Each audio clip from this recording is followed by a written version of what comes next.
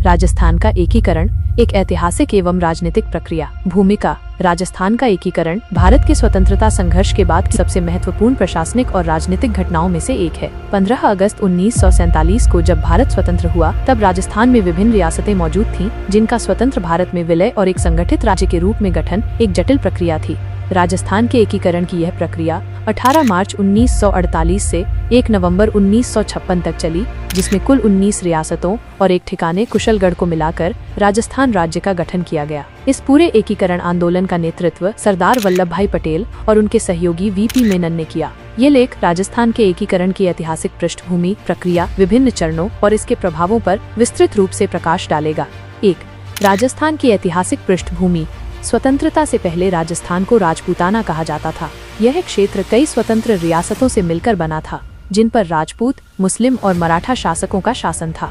British काल में राजस्थान मुख्यतः 19 रियासतों और कुछ छोटे ठिकानों में विभाजित था। ब्रिटिश सरकार ने इन रियासतों को प्रिंसली स्टेट्स, देशी रियासतें के रूप में मान्यता दी थी।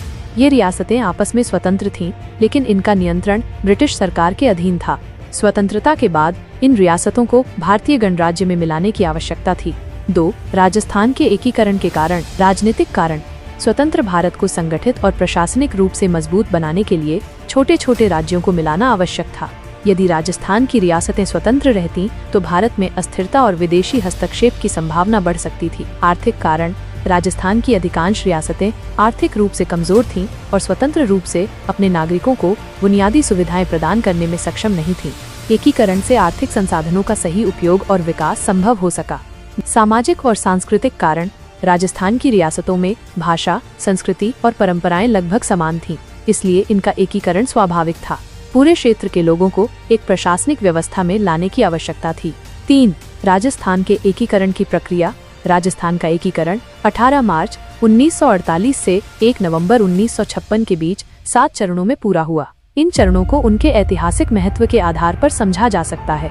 1. मत्स्य संघ 18 मार्च 1948। राजस्थान के एकीकरण की शुरुआत अलवर, भरतपुर, धौलपुर और करौली रियासतों से हुई। इन 4 रियासतों को मिलाकर मत्स्य संघ का गठन किया गया। मत्स्य संघ का पहला मुख्यमंत्री श्री शांतनु कुमार को बनाया गया। 2. राजस्थान संघ 25 मार्च 1948। इस संघ में कोटा, बूंदी, झालावाड़, प्रतापगढ़, किशनगढ़, शाहपुरा और डूंगरपुर जैसी रियासतों को शामिल किया गया। इस संघ का मुख्यालय कोटा में रखा गया। इस संघ का मुख्यमंत्री GS दुग्गड़ को बनाया गया। 3. बांसवाड़ा और अन्य रियासतों का विलय 18 अप्रैल 1948। बांसवाड़ा, डूंगरपुर, प्रतापगढ़ और कुशलगढ़ को राजस्थान संघ में शामिल किया गया। 4. संयुक्त राजस्थान 30 मार्च 1949। इस चरण में जयपुर, जोधपुर, जैसलमेर और बीकानेर को विलय किया गया। इस प्रकार राजस्थान का आकार और अधिक विस्तृत हो गया। 30 मार्च को ही राजस्थान दिवस के रूप में मनाया जाता है। राजधानी जयपुर को बनाया गया। मुख्यमंत्री हेमंत कुमार पटेल को बनाया गया। 5. ग्रेटर राजस्थान 15 मई 1949। इस चरण में उदयपुर को राजस्थान में मिलाया गया, जिससे मेवाड़ क्षेत्र भी राजस्थान का हिस्सा बन गया। यह चरण बहुत महत्वपूर्ण था, क्योंकि उदयपुर के बिना राजस्थान अधूरा माना जाता था। इसके बाद राजस्थान का क्षेत्रफल और जनसंख्या बढ़ गई। 6. संयुक्त बड़ा राजस्थान 26 जनवरी 1950। इस चरण में सिरोही रियासत को राजस्थान में मिला दिया गया। अब राजस्थान लगभग पूरा संगठित हो चुका था।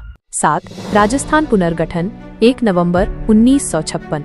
इस चरण में अजमेर, आबू, सुनेल टप्पा और सिरोही के कुछ भाग राजस्थान में मिला दिए गए।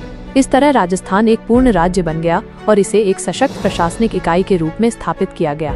4. राजस्थान के एकीकरण में 8 वर्ष, 7 माह और 14 दिन लगे। यह प्रक्रिया 18 मार्च 1948 से शुरू होकर 1 नवंबर 1956 को पूरी हुई। था राजस्थान के एकीकरण का पूरा इतिहास, जिसने हमारे राज्य को एक नई पहचान दी। उम्मीद है आपको ये जानकारी पसंद आई होगी। अगर आपको ये वीडियो पसंद आया तो कृपया इसे लाइक करें, शेयर करें और हमारे चैनल को सब्सक्राइब करना न भूलें। और हाँ, अपनी राय कमेंट में जरूर बताएं। धन्यवाद।